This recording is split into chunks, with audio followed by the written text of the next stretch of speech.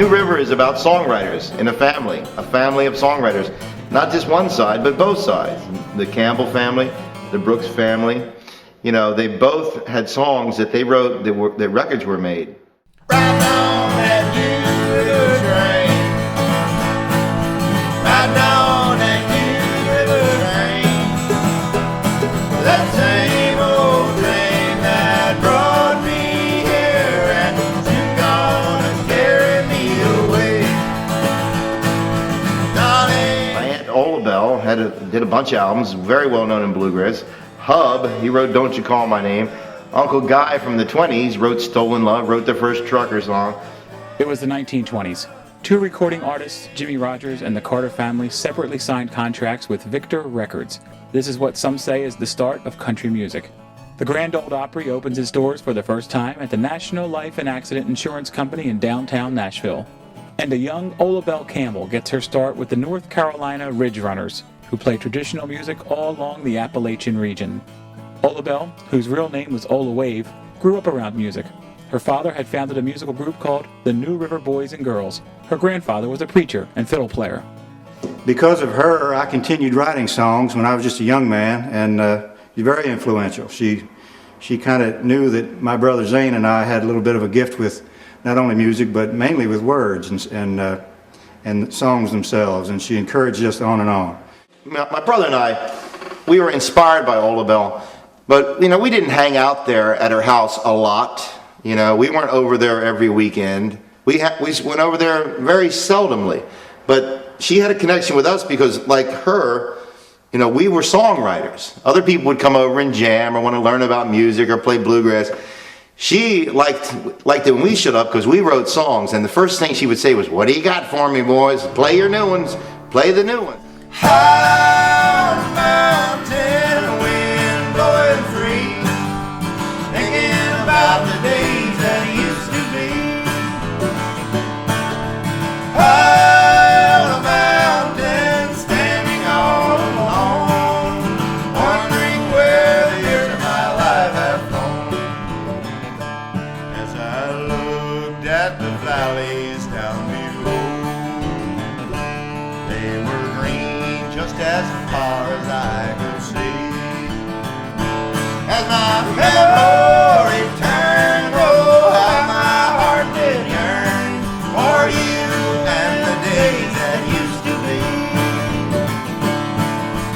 High on the mountain. In the 1940s, the term country music replaces the popular term at the time, which was hillbilly music. The Opry moves to the Ryman Auditorium, and Bill Monroe performs there with Earl Scruggs on banjo. Historians refer to this performance as the introduction of what has come to be called bluegrass music. It was at this time that Alex Campbell, Ola Belle's brother, joined his sister to form a new group that borrowed their name from their father's group, the New River Boys. They played to many live audiences and on radio programs along the East Coast. The most notable of the live venues was New River Ranch in Maryland. In 1949, Ola Belle married Ralph Bud Reed. And because she was making records that were in our house, you know, as, you know, in our late teens, starting to write songs, this actually meant something to us. It was like, wow, she's old and she's making records, you know. Born in the mountains 50 years ago.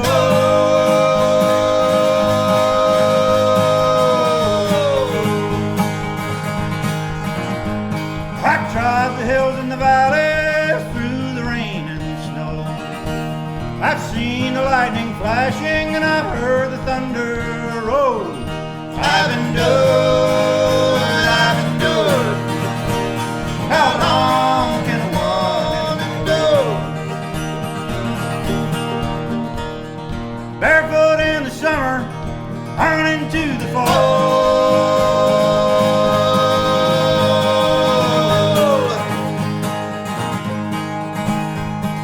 Too many mouths to feed, they couldn't close us all. Sent to church on Sunday to learn the golden rule. I've endured.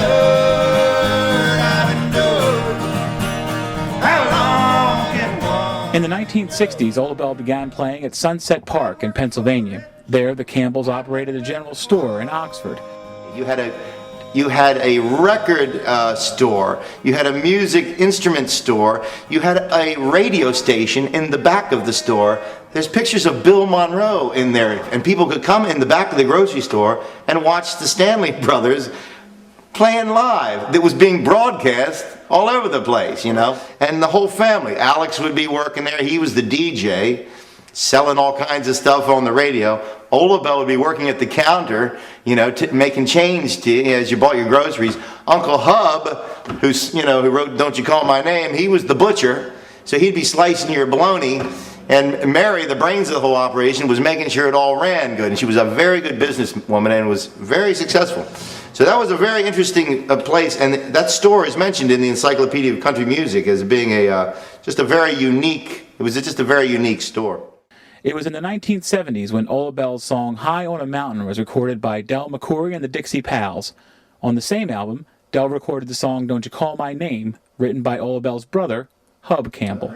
Uncle Hub was a concrete thinker. It was or it wasn't with Herbert.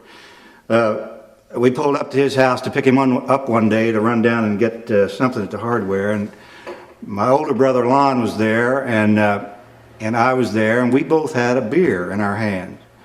And I guess I was about 18 years old. And Uncle Hub had never seen me drink before, you know. He only knew me as a kid, really. But he looked at Lon and he looked at me and he said, "I didn't know you boys was alcoholics." But his song that he wrote, "Don't You Call My Name," was recorded by Del McCoury. It was recorded by the Johnson Mountain Boys. It was on this album called "High on a Mountain" by Del McCoury and the Dixie Pals. The "High on a Mountain," of course, was titled after Ola Bell's song. And Hub's song, "Don't You Call My Name," is the second song on this, right after his sister's song. Hub was just, he was just this kind of strange, crazy brother of my father's who, he was a butcher. He was a little bit of a wheeler dealer himself. He was just thrilled to death that one of his songs got recorded by somebody. But don't you call my name, I won't answer. Don't you call my name, I won't be there. You cheated on me, baby, for your life. Don't you call my name when you're down, I don't care. You ran around, you had your good time. You said you loved me just the same. When the chips are down, you get lonely. You come running back to me, calling my name. Don't you call my name, I won't answer. Don't you call my name, I won't be there. The Red Fox Chasers were considered a mountain string band. Paul Miles formed the band with childhood friend Guy Brooks in 1927. The same year, country music would get its start some 500 miles away in Nashville. Two of their biggest hits were Virginia Bootleggers and Wreck on the Mountain Road, which was based on a true story. Back when he made these records, the family looked down on it. They were all Southern Baptists. They knew he didn't make any money at it, and they looked down, especially on songs like Virginia Bootleggers. And they had another song called Makin' Liquor, which is actually 2/78, where they talk, it's one of those country comedy things where they talk about moonshining and they make a fool out of the revenuer and the whole shebang. They use different names too. It wasn't just the Red Fox Chasers. I mean, here they finally compiled them all under Red Fox Chasers. But like for the Virginia Bootleggers, they called themselves the Virginia Possum Tamers. Now that's the song that got him kicked out of church. But I think one of the reasons they were trying to disguise who they were, because none of them was from Virginia. Going down to North Carolina, oh yeah. Going down to North Carolina, some of these days, hallelujah. Down to North Carolina, I'm going down to North Carolina, some of these days. I'm gonna buy me a barrel of whiskey.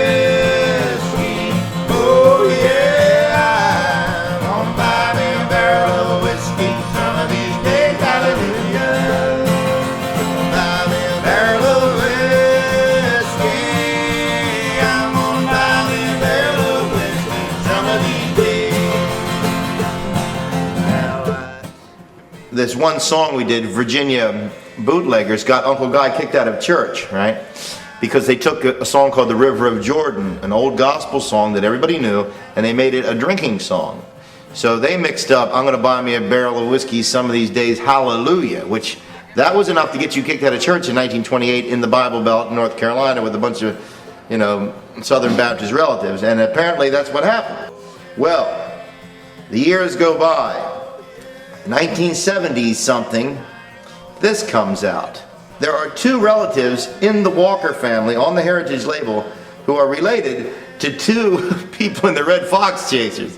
Uncle Guy, that's his niece, my Aunt Viola. That's my mother's sister. This is Paul Miles, who wrote Virginia Bootleggers. That's his son, Wade Miles. Two of the members of the Red Fox Chasers are, have relatives in the Walker family who made up for him getting kicked out of church, because this is all a cappella gospel singing. And it's a great album. The most recent cool thing about the Red Fox Chasers, the British Archive of Country Music put out their greatest hits. Red Fox Chasers, classic old-time music from North Carolina, recorded from 1928 to 1931. And on the liner notes, they say this is the first trucker type song that I know of. So the liner notes say.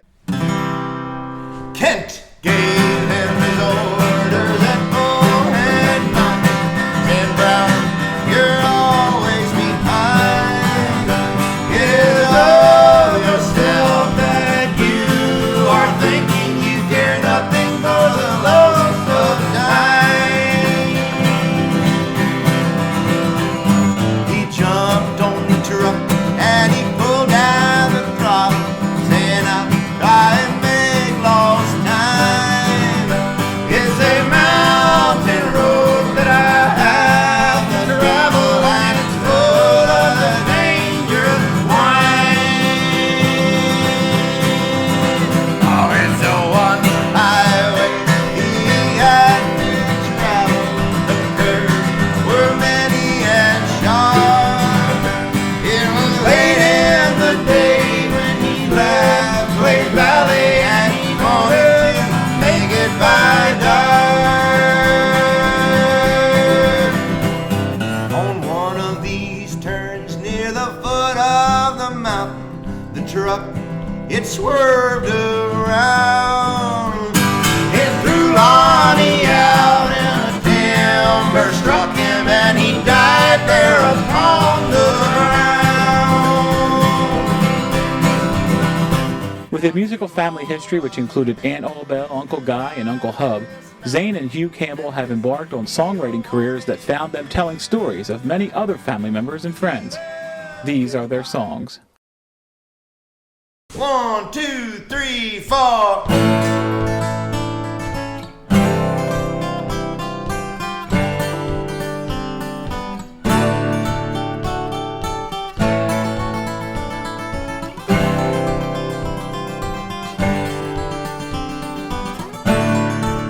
Hey, you gave me hope when it seemed hopeless.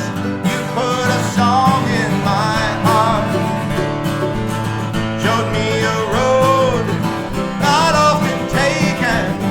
You gave me a start all the way. Why did you ever change your name all the way? Why did you ever change your name? 'Cause you were like a wave on the ocean, wild and free you came. And you were like a storm out of the mountains, never to be tamed all the way. Why did you ever change your name all the way? Why did you ever change your name? There was a famous story about Olabelle. Many years ago, when Roy Acuff was in his prime, he asked Olabelle if she would join his group, be on the Grand Ole Opry and travel around America, be a big country music star with him. Well, she turned him down, and many years later, I asked her why. Why'd you turn down Roy Acuff? It's like turning down stardom. She said, well, because I wasn't gonna take orders from no man. Hold away. Why did you ever change your name? Hold away. I was playing a little show down in the Southwest and finished my set, and was about to sit down there and listen to the other folks, and somebody whispered in my ear that there was a serious medical event suffered by Olabelle, my aunt Olabelle Reed, Olabelle Campbell Reed. And at the time it looked pretty bad. Everybody thought it was going to be the end of her. And I went home that night thinking that she'd probably be taken off of the earth this evening, but she didn't. She lingered on. However, I wrote this song about her and my youth coming up and being affiliated with her, and this song is called Poet and a Preacher. She was a poet and a preacher, and a prayer and a teacher, and she danced a little in her younger days. She was a sight to see way back when she was 23, and she was destined to ride that glory train. As she played and sang songs of days gone by, and she tuned to a key I didn't know. And she lived for the sound of an old mountain tune, and her life, loving children all would sing. She said, sing me a song and linger by my grave, but not too long. For I've stayed my time, and I'm moving down the line, and it's up to you all to carry on. She had a heart big as a mountain, and when she sang, she sailed across the sky. And if she cared for you, she would tell you so. And if she did not, she could cut you with her eyes. And she said, sing. The day he came by the store to sell the guitar to my father, you know, this was 1969. This is before the Japanese were known for making really great stuff that's better than America. This was a time when they were considered to be making cheap stuff. So he shows up with a Japanese guitar that my father says, I ain't gonna buy no Japanese guitar. And Hub kind of said, oh, all right.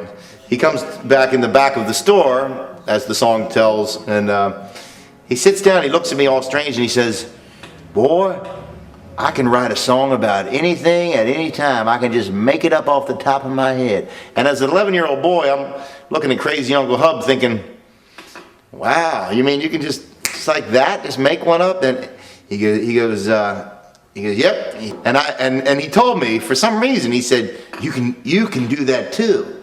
I'm thinking, like, why is he telling me? I didn't even play guitar yet, you know, but he's telling me that I can do that too. Okay, it's 1969, pretend, and I'm 11 years old. I know that's a bit of a stretch, and here's the song. We'll tell you the rest of it. Uncle Hub came by the store to try and sell my daddy a cheap guitar.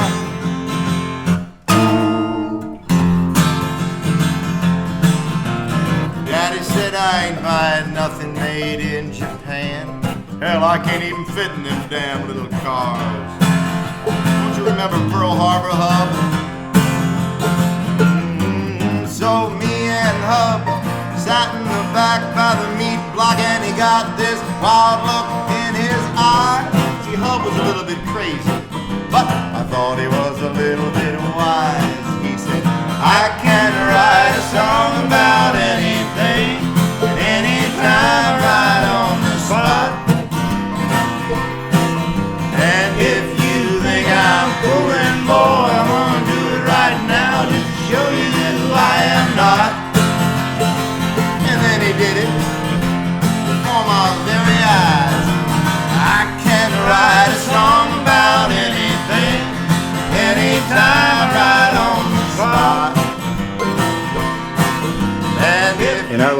back in the 50s and 60s and 70s, our father had the grocery store there. He was the owner and operator, and in those days the local grocery store was the unofficial town meeting hall, which meant everybody in town was there at some point during the course of the day, and many of them were the real characters that grew up long before mass media had any kind of effect on our personalities. And some of the stuff that come out of these folks was just absolutely priceless.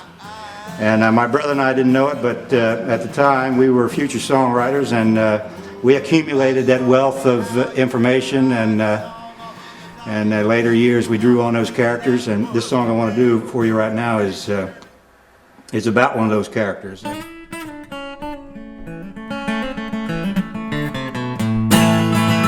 I wrote this song about an old man I knew when I was a boy.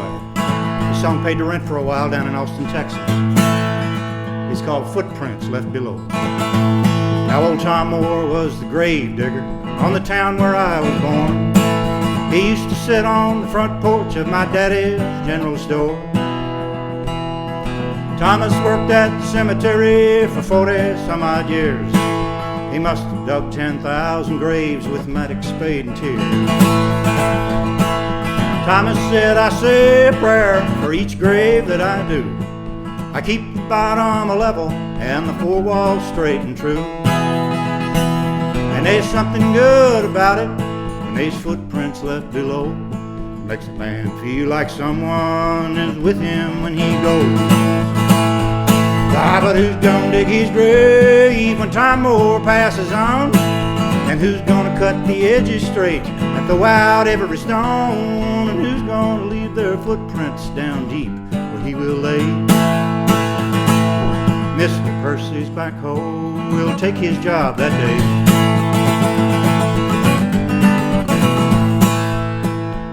Now old Thomas chewed tobacco and it ran all down his chin. He said, I'm 82 years old and I'm the best I've ever been. And he walked to town each day at noon to take lunch at the store. He took from life what he put in it and asked for nothing more. I've always been somebody that believes in work ethics and doing things just because it's right, not because anybody else is going to see you do it. And that song, to me, it really emphasizes that whole fact that it's about a guy who digs graves, and he makes everything perfect. Everything's perfect in there in the grave, even though nobody will ever be able to see it.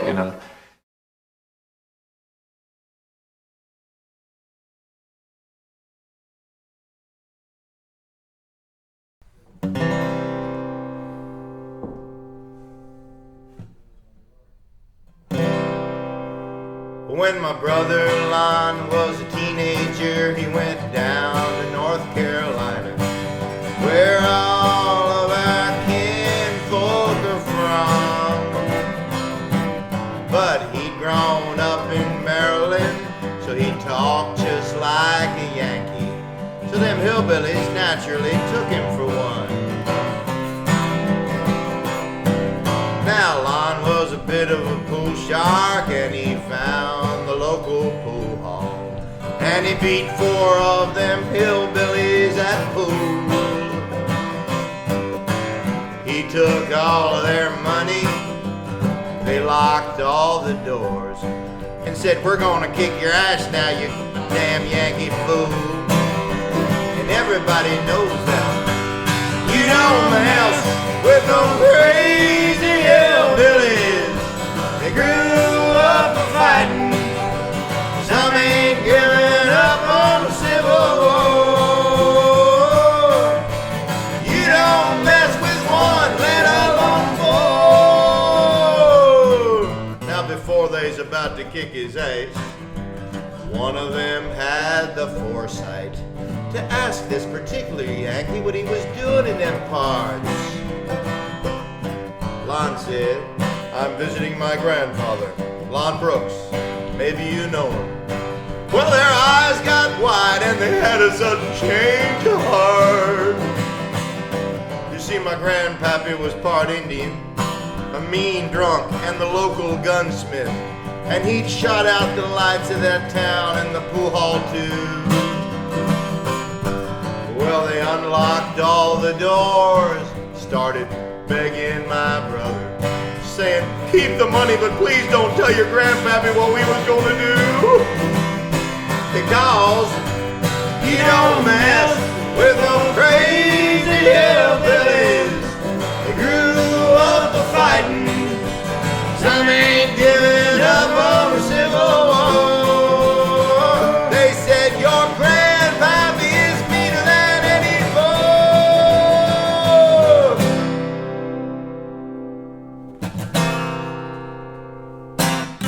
True story.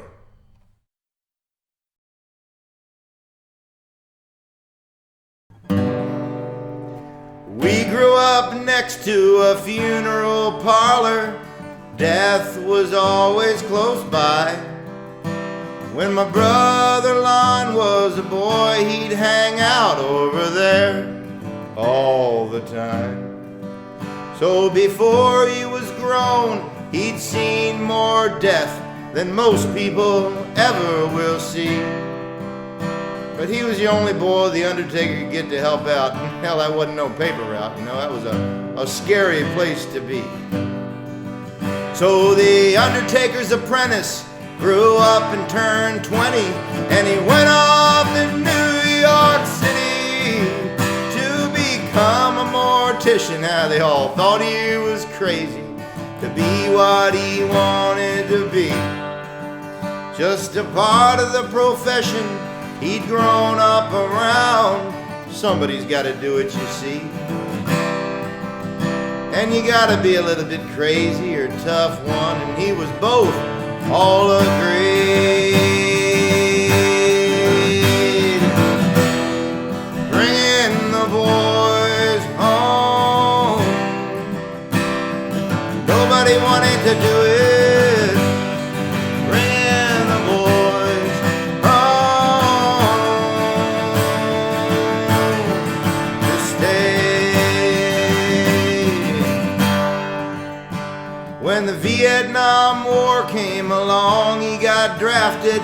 Only reason he didn't go over there to die was his chosen profession. When they found out he was a mortician, they said, we got a special job for you in mind. Well, they offered him the job of bringing the dead home to their families, and to say on behalf of the U.S. Army, we are so sorry. He was bringing the boys home. Nobody wanted to do it. Bringing the boys home to stay. Now the men that they chose for this escort duty had to either have been in combat or be just a little bit crazy to face all of those families. 'Cause sometimes you were welcome, sometimes you were not, but every time you would be the last face of the army any mother ever wanted to see. Bringing her boy home, nobody wanted to do it. Bringing the boys home to stay. Through 24 states of our country, to the rich and the poor, black and white he would bring their young man home, just him and the body, for one final ceremony. And once on an Indian reservation, they even had him walk the riderless horse.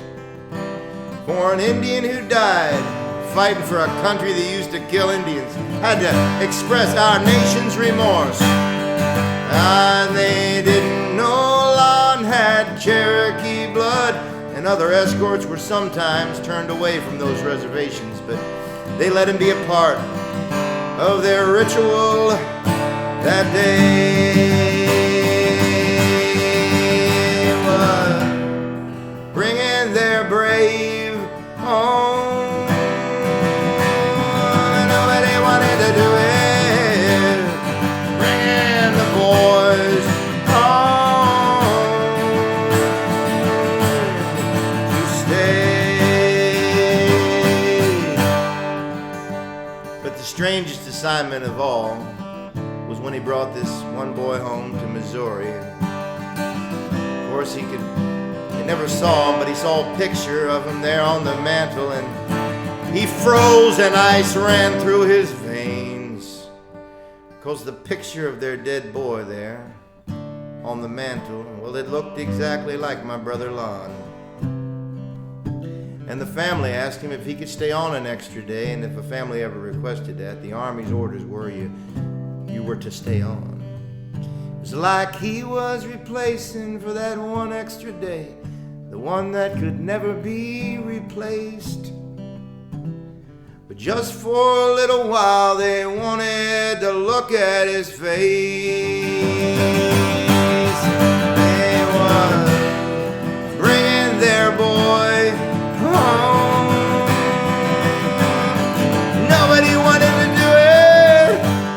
Bringing the boys home to stay.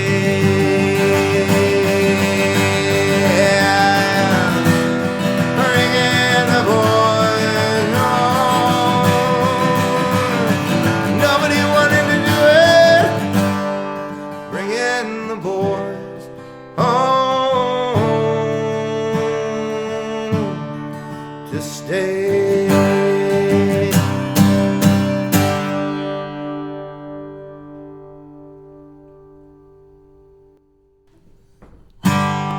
When I was 11, my grandmama handed me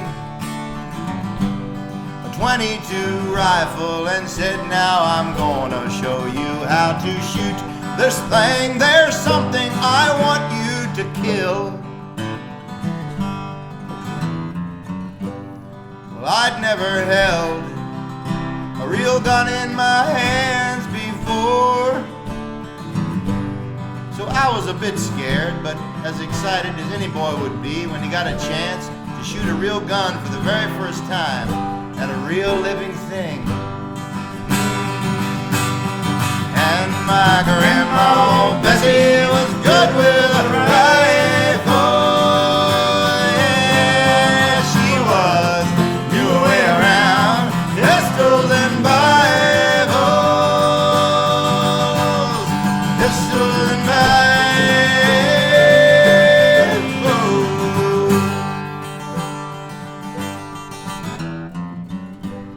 She sat me on a hillside. Said, see that groundhog hole over there? I said, yeah. Well, he's been eating up my garden and I want him dead, so just sit here and wait till he comes out and then shoot him. I said, okay. We were clearing ground on this property we recently purchased, my father, and I think we were teenagers. We were out there and we had a big bonfire going with this brush we cleared up, and Grandma Bessie was up from North Carolina visiting. She came down by the bonfire and didn't think anything of it, and she kept walking closer to it, and by then she was already pretty old. And she reached down in the fire there and she pulled out a stick about that long, fully engulfed except for about 3 inches on the end of it. She just pulled it up out of there, and I look at her, next thing she's doing is going whoosh, whoosh, whoosh, on her arms, and whoosh. I said, Grandma, what are you doing? She said, well, I'm just singeing the hairs off my arms there. They don't get real ladylike when they're kind of large like that. Now once she took me fox hunting, and no, it wasn't for sport, no horses in red jackets. She said the best way to shoot a fox is you real quiet like find the hole, stand behind it, wait for them to pop their head out, and then shoot them in the back of the head when they're not looking. Well, we finally found the foxhole. Stood behind it real quiet like for a couple hours. Then, out from the hole popped 3 furry little fox kits. She shot him with that shotgun, turned to me and said, "They sure were cute, weren't they?" And my grandma, Bessie, was good with her rifle. Yeah, she was the way around pistols and Bibles. Well, in 2000, the year 2000, I was back in Maryland, and several years before, I'd given up on music, and I was tired of starving, and I was already in my early 30s when I came back to Maryland, and I bought an old 2-room schoolhouse, and I was intending to restore it, and I borrowed some money, and I was in the process of doing that, and I had a couple of tapes of some songs I'd written over the years in my van there, and this buddy of mine came by who was going to do the carpet. So Jimmy was there, and he was talking music, and his family comes from a lot of old-time music for many generations back, and he was talking music, and I was anxious. And I'm thinking, Jimmy, now I'm going to get this carpet squared away here. I got things to do. He said, "Look, Hugh, I'm going to take one of your CDs. I'm going up to see Lynn Morris Friday night, and I'm going to give her this CD, and she's going to go ahead and record one of these songs. I know she is." And I said, "Yeah, right, Jimmy. Now, didn't I just spend a decade breaking my neck? I'm thinking this, trying to get one of them songs recorded. And you're just going to walk up and get it recorded, right?" I said, "Jimmy, anything you want. Go to the van, take whatever's in there, do what you like. But please get a start on this carpet. We got to get this carpet in." Well, about a week passed by, and I'd completely forgotten about that. And I had carpet, and I had a tenant, and I was a happy boy. And the phone rang about a week later. And it was Lynn Morris, and she said, "Hugh, I tell you what, that third song in on that CD, I believe I want to record that song if you don't mind. That's a real good song." And of course, Lynn Morris, as everybody knows in bluegrass, is Female Vocalist of the Year 3 different times, and has been in the business for many years. So that just goes to show you that a man with a mission and a trust in God is sometimes far more powerful than a real smart ass like myself.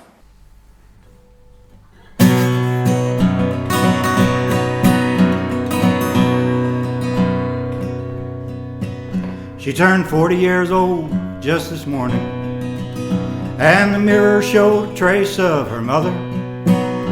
But she never allowed herself to worry out loud. Kissed her husband as he went off to work, and he never let on for her birthday. Pretended like it slipped his mind. Oh, but when he rolled home in the evening, he had her roses and presents so fine. And he waltzed her around the kitchen. He hummed a melody into her ear, and the love she always felt for him appeared in the shape of a tear. In 2003, my brother was one of 5 here. Hugh, he wrote "Shape of a Tear." It was recorded by the Lynn Morris Band for Rounder Records. Hugh Campbell, songwriter. He was up against Ricky Skaggs. He was up against Larry Cordell, Doyle Lawson, and the Dixie Chicks. Candles before her. He said, "Go on, make your wish." As usual, she made no wishes. She was thankful for moments like this. And 20 years after their wedding, he said, "You still look the same." And she likened him to a warm winter quilt when she'd been out in the rain. And he waltzed her around the kitchen. He hummed a melody in. But it's a very gripping story about how a couple still has that fire and the urge to please each other, even after all those years. Man, I kind of understand. This year we just celebrate. My wife and I just celebrated our 29th anniversary. night. Still the mirror showed a trace of her mother. Oh, but now even that seemed alright. And she still trembles when he kisses her and takes her like fruit from the vine. And their love is as pure as the morning, as sure as the passing of time. And he waltzed her around the kitchen, he hummed a melody into her ear, and the love she always felt for him appeared in the shape of a tear. And the love she always felt for him appeared in the shape of a tear.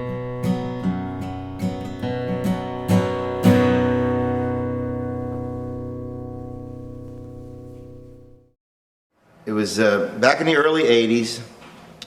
I was walking with my friend Chris, and the highway was elevated above us where we were walking through these weeds. You weren't even supposed to be walking over there. They were doing some repair work on the road. You could see right through it. There were holes in it. You could see the sky through there where the road should be. And suddenly we hear this big thud behind us, and we turned around, and right in the path behind us, big slab of concrete had fallen down from the elevated highway right in our path, right behind us. And we both we almost died. If we'd been walking a little slower, we would have died. Right in front of us, we saw a neon sign that said Postmortem Bar. And I said something like, "Chris, we're dead. This is what happens when you die. The concrete killed us. You get to go to the Postmortem Bar and drink for eternity." I said, "Come on, we gotta have a drink. We gotta go have a drink at the Postmortem Bar." And as we get closer to it, I realize why it's called the Postmortem Bar. To the right, there's a big building, a big high-rise building there. It says New York Post. And the Postmortem Bar is where you go after you finish working at the Post all day. You have the postmortem drink at the Postmortem Bar. When I cleaned out your room, I painted the walls to cover any memories. But still it seemed like you were hovering over, still out there keeping an eye on me. And I never really was able to tell you. That's why I'm telling you now that you can't hear. It ain't gonna be the same around here without you. And I'm holding back the flood behind one tear. And we'll go down to the Postmortem Bar and catch up on the years that have passed between us, and we'll tell our stories. Do you remember when the world was just like a carnival opening up? And I never thought that I would ever see the day, and I don't wanna believe it's true. You see, you were supposed to always be there. A little part of me died with you. And we'll go down to the Postmortem Bar and catch up on the years that have passed between us, and we'll tell our stories. Do you remember when the world was just like a carnival opening up? If I could have one more day with you the way it used to be, all the things I should have said would pour out of me.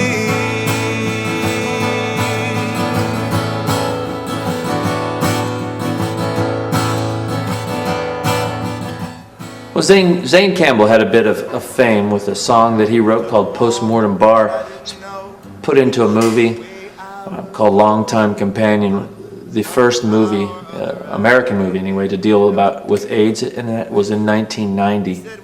And a few years later, in fact 1998, it was actually one of the featured albums in a independent film channel compilation called In Your Ear. Featured songs from Tom Waits, Morphine, The Pogues, and of course the Reverend Horton Heat.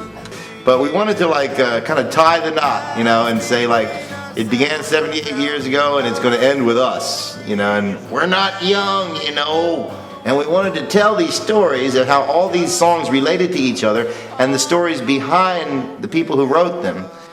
Because that was a tradition that we grew up with. Our father was a great storyteller. His brothers were great storytellers. Olabelle was a great storyteller. And that was something that before they had television and radio, you'd go to the guy's house who told the best stories. You'd walk miles through the mountains just to hear the best storyteller.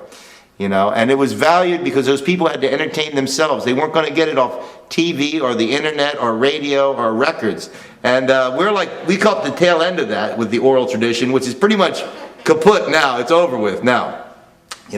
Some make the case that it's been over years ago, but we still like telling stories, my brother and I, and we still like hearing good stories and the music. We wanted to just leave a document of it in one package. That same old train that brought me here and sent down and carried me away. Which one was it? That same old train that brought me here and sent down and carried me away.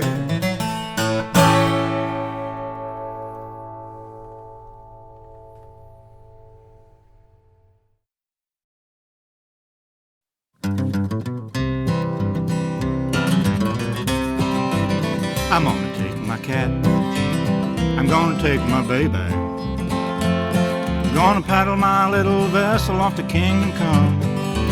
We're gonna fish for fishes and catch up on kisses and partake of Vienna sausages and hot cross buns. I'm gonna lose my lawyer, I'm gonna lose my broker. If my accountant was here right now, I swear I'd choke her.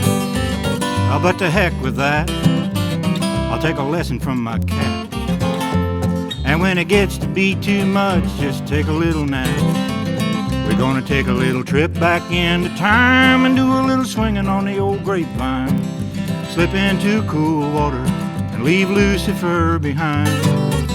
We're gonna try to catch a muskrat. It's been a while since we've done that. We're gonna have ourselves a campfire and cook hot dogs.